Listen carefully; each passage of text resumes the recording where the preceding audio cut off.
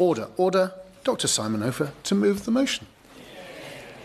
And thank you, Chair. It's a pleasure to serve under your chairmanship. So can I first welcome the Government's curriculum and assessment review, which recognises the need for a very broad and balanced curriculum and recommends the removal of EBAC, allowing a greater space for art subjects. At present, far too many children do not have access to these opportunities. Some research from the Arts and Minds campaign revealed that participation in art subjects at GCSE has fallen 42% since 2010, even though 90% of young people want to study a creative subject, and also that the decline is the sharpest in deprived communities. So school leaders in socially deprived areas are almost 50% more likely to report being unable to find specialist arts teachers, and 1 in 4 schools do not have the funding to run creative GCSEs at all. I will give way. I'm so grateful for giving way, and also sorry to intervene so quickly into his debate, but it's just the point I wanted to make. When it comes to outdoor education, which is also about enrichment and helping young people to be resilient and to have better outcomes, is he aware that among state schools where there are, from the wealthier postcodes, 52% of young people get an outdoor education residential opportunity whilst they're at school, and in the poorer areas only 18%. Does he think that the government needs to be aware of this and fund access to outdoor education experiences for children wherever they're from? For his intervention, and yes, I totally agree with this, and in fact there is evidence that creativity outside is even more effective for people than inside. So, and this is clearly about access also to natural spaces. So can I thank him for that? Now, mental health, I'm chair of the Creative Health All-Party Parliamentary Group, and there's really strong evidence that creativity reduces mental health problems in children. Certainly. For bringing this forward, absolutely right to do so. Creative education is so important. There are thousands of children who will have the opportunity to thrive, and creative education will be the tool that gets them the careers for the future. In relation to those who have special needs settings, there's a real need for those children to have additional opportunities so they are not left behind and have the opportunity also to succeed. Does he, in other words, agree with me when it comes to setting the scene, helping those people who are less well off educationally, well off disadvantage, that the opportunity is here through creative industries to do the best for them?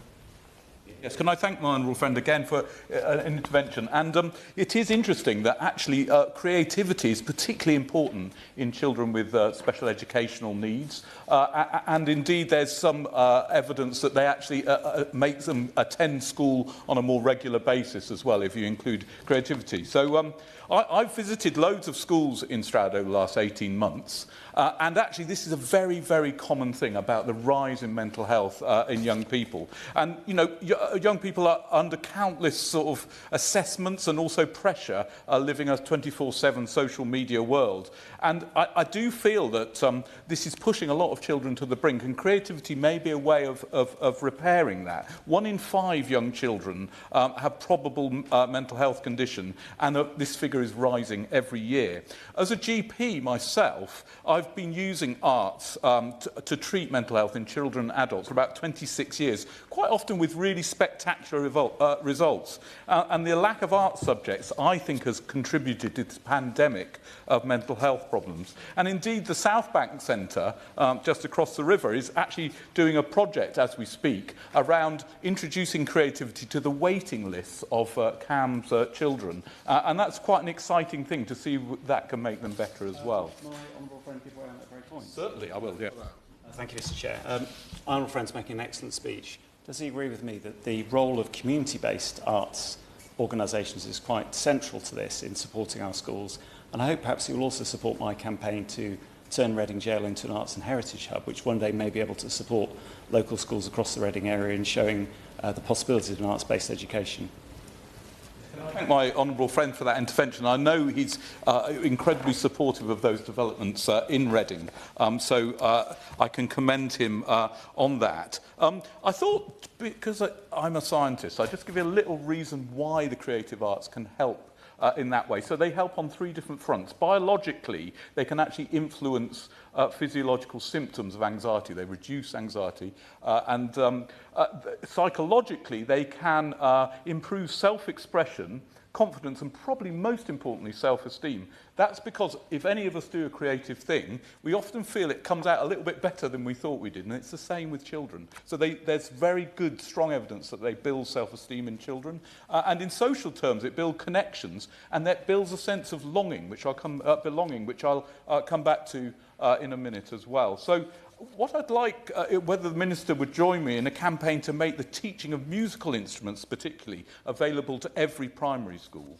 So I'll just talk a little bit about music, a bit more about music specifically. So in Stroud, there are schools such as Bussage Primary School that are really leading the way here and making sure that every Key Stage 2 child has exposure to musical education. And last week, we had a round table up in the House of Lords with a group called Rock Steady that take rock music into local schools. And I was really, really impressed by what they're saying. Not only were the effects really impressive, but they were also had this reduction in pupil absence rates, very measurable, and also it had an effect on the whole school, made everyone feel better. In Gloucester, we have something called the Music Works, where quite deprived children go and learn how to DJ, or they might want to play the drums or play the guitar or even sing, and that's been incredibly transformative for many children. And indeed, other examples like the Big Noise in Scotland, which has been fantastic, and some big organisations like the Royal Liverpool Philharmonic, the English National Opera and the Royal Opera House have got big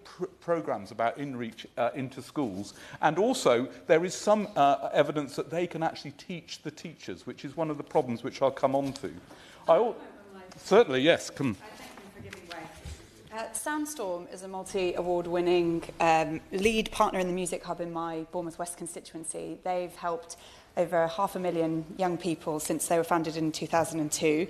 Now, like any publicly funded body, they are worried about future funding. So I welcome the Secretary of State for Education's commitment to working through music hubs, but I wondered if my honourable friend agreed with me that we must continue to support music hubs for the very reason of teaching teachers and getting music into schools so that kids at all age can have a great music education.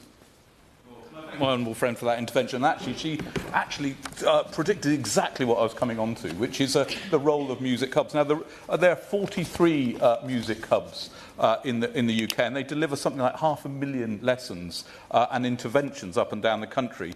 But their reach is also incredible, about 90% of schools that it can reach to. There is some issue, they sometimes charge for their lessons, and I'll come on to that in a minute. I also welcome the upcoming launch of a new National Centre for Arts and Music Education. This will support the delivery of high-quality arts education in schools and ensure high-quality arts education is open to all. I would therefore welcome further information from the Minister on the plans for this establishment. Creativity in education, of course, does not mean just music or visual arts. And recently I met Tash Alexander, who's a very inspirational director of Head Held High, who ran a comedy and performance workshop for teenage students in London schools, alongside Roe, one of the graduates. What really struck me about this programme is the way they use creative expression to build confidence, especially for children who don't always thrive in more traditional learning environments. And I do feel that one of the things about creativity in the arts is it really suits people that sometimes don't get on very well at school. And they're made to feel a failure, whereas actually they can do some fantastic artworks or music, and we must give them the opportunity. This is the real power of creative education. It reaches young people differently and gives them a space to discover who they are.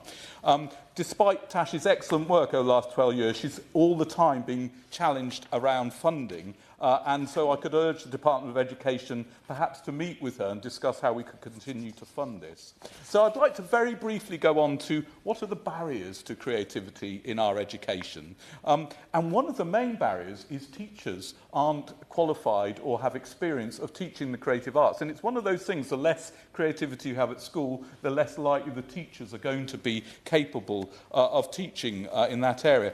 A third of school leaders cannot find specialist teachers, for example. And so therefore these big national organisations may have a role in actually taking them under their wing and showing them how to teach and giving them the confidence to teach. So that's one big problem. Another is cost. So half of all parents cannot afford extracurricular arts activity. Can't afford extra arts activity. This means children's creative futures increasingly dictated by family income, not talent or passion. It's already mandatory that looked after children are provided with free musical instruments. This be extended to free school meals? Could we look to use the pupil premium on music lessons? Libraries can also lend instruments easily, and musical hubs provide the organisation ability to spread teaching throughout the school.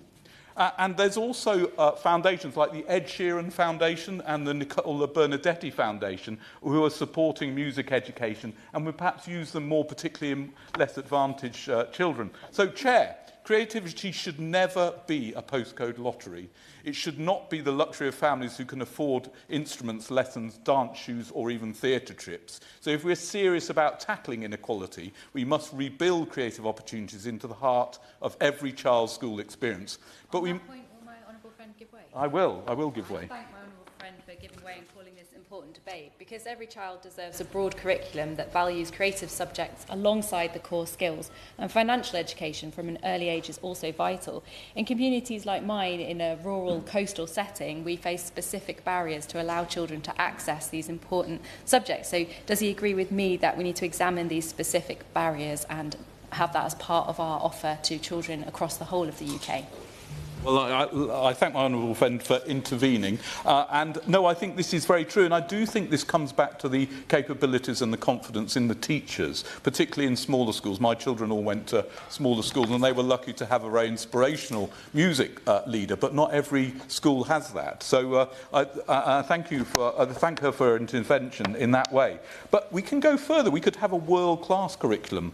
And it can't be world-class if we sideline the arts. So all schools need the resources, the staffing and the flexibility to deliver meaningful creative education. And I do believe that the curriculum review provides that flexibility. So my request to the Minister, to finish off, I would like to look at providing funding to less well-off children so that they all get free music lessons. I'd like teacher training in the arts for all teachers. I would like to expand the arts on the curriculum, and I would offer all children in primary schools musical instrument teaching by the end of this Parliament. So, for the sake of our young people's well-being and our future creative industries, we must restore creativity to its rightful place in our schools. Thank you.